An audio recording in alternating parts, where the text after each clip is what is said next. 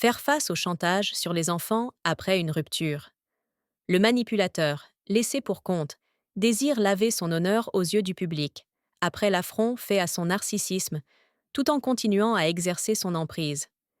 Il pourra pour cela utiliser les enfants comme moyen de pression. Le harcèlement qui survient après une séparation peut s'exprimer à travers les enfants. Il s'agit de provoquer une altération de la conscience de l'enfant, de le troubler profondément pour qu'il prenne part aux diffamations dirigées contre le parent équilibré.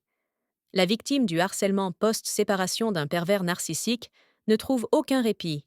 Il commence par agir sur le plan psychologique, puis peut continuer sur le plan institutionnel, lorsque le pervers cherche à se venger, en engageant des procédures judiciaires et en utilisant les enfants comme instruments.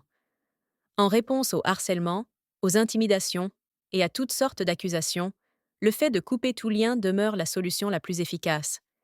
Il est préférable de ne jamais réagir aux messages menaçants, provocateurs ou intimidants exprimés par le pervers, et de conserver seulement des traces pour les transmettre à la justice.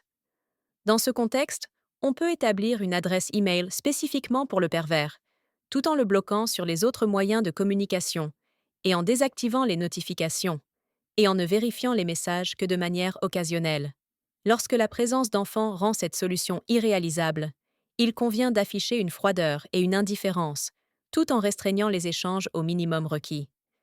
Les pervers narcissiques cherchent constamment à nuire à l'image sociale de leur partenaire en le faisant paraître fou, dans le cas de la mère, ou violent, dans le cas du père. La victime doit impérativement chercher un cercle de personnes capables de faire preuve d'objectivité et qui ne se laissent pas influencer par le mensonge et la manipulation. Ce genre de soutien est généralement plus accessible dans le cercle des amis que dans la famille, qui est souvent également sous influence. Il est crucial pour la victime de résister à l'image monstrueuse faite d'elle-même par le pervers, auprès de son entourage ou des tribunaux.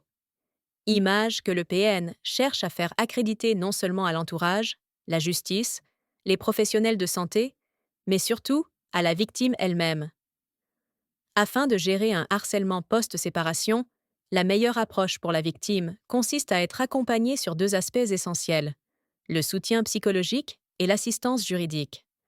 Consulter un spécialiste des relations d'emprise et de manipulation psychologique est, dès le commencement, la réaction la plus appropriée.